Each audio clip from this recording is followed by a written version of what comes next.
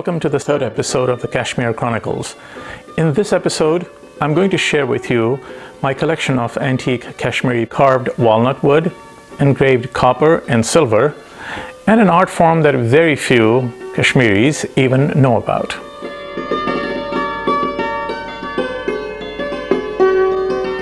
The other art form that the Kashmiris excelled in is the art of metal engraving, particularly copper. This is because, unlike other engraved metals, copper was used locally by the Kashmiris. To this day, in every Kashmiri household, you're likely to find copper dinnerware, pots and pans, incense burners, and the iconic Kashmiri samovar, which is a variation of the Russian tea kettle. For practical use, these are tinned, except for the items that are meant exclusively for tourists, such as the engraved copper trays that you will see in my collection. Engraved copper seems to have been prevalent in Kashmir far earlier than some scholars suggest. The earliest references come from the records of the Fourth Buddhist Conference that was convened in Kashmir by the Kushan king Kanishk in 78 AD. Historians tell us that the statements from this conference were inscribed on copper plates. They sadly have disappeared from history, but interestingly, the reference hasn't. To this day, if a Kashmiri wants to assure you of the veracity of their word or assure you of their commitment, they say, "Tram partisperdi likhit," which means, I will inscribe it on a copper plate. Now let's take a look at my copper collection, which includes examples of repoussé, engraved, and pierced copper from the 1800s to the early part of the 20th century.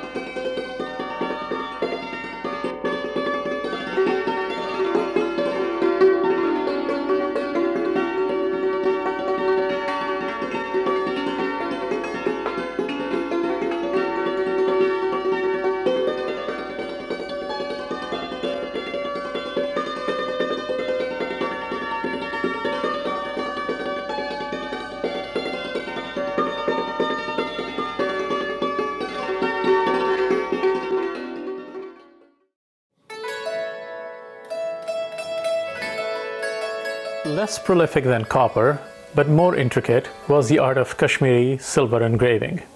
Originally, engraved silver was used to make ornaments for the local population. Gold was a luxury that they could hardly aspire to. But it seems like in the 1800s, as the flow of travelers from the UK and Europe to Kashmir increased, they must have noticed the skill of the Kashmiri silversmiths and put it to good use for themselves and for their friends and family back home. This led to the creation of a fascinating blend of the design elements and aesthetics of the two cultures.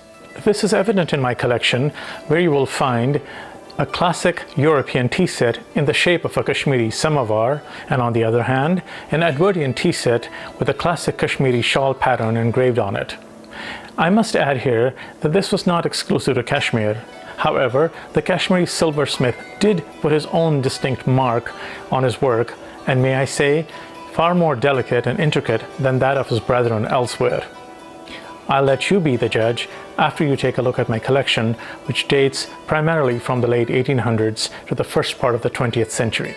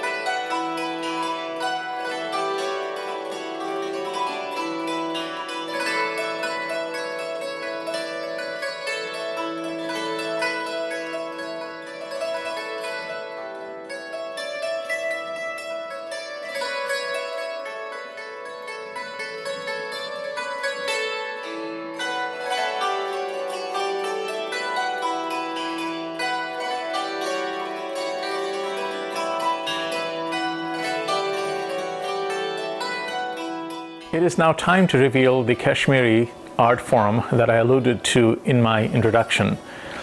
This art form has sadly disappeared from Kashmir, with the result that many Kashmiris don't even know of its existence.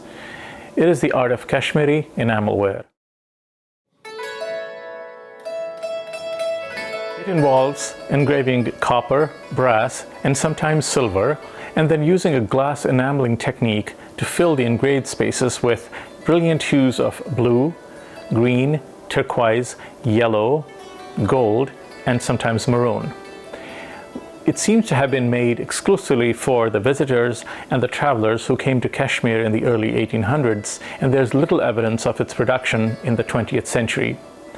I have been able to find very little research material on the subject, but I'm happy to share with you whatever little I have acquired of this art.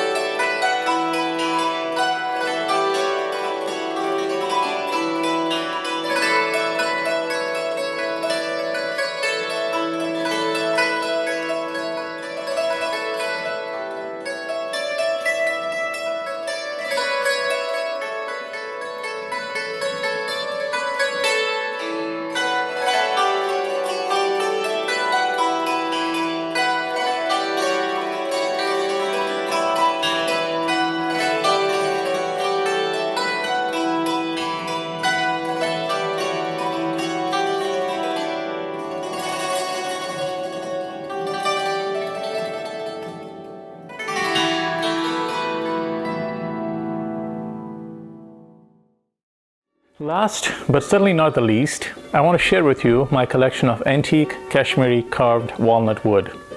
Wood carving, like engraved copper, was a local craft and was used chiefly for decorative purposes in building construction. Wood, especially Himalayan cedar and Himalayan pine, being quite abundant, was the chief material for construction in traditional Kashmiri homes.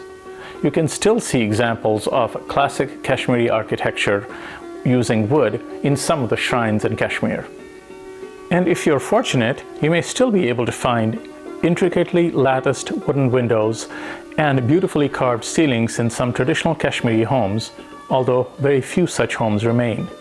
It is this skill, just like metal engraving, that the tourists and travelers must have noticed and had the carvers create wooden furniture for their homes.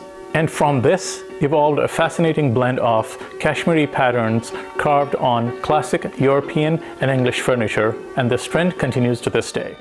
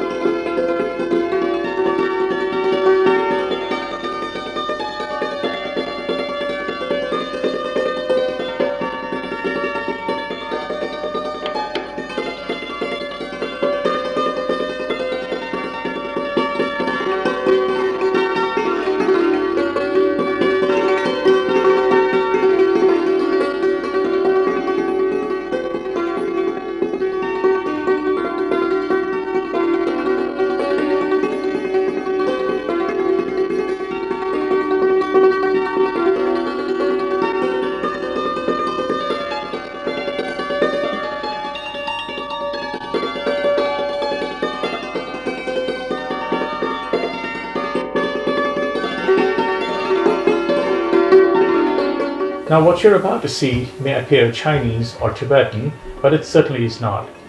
These were all carved by Kashmiri walnut wood carvers.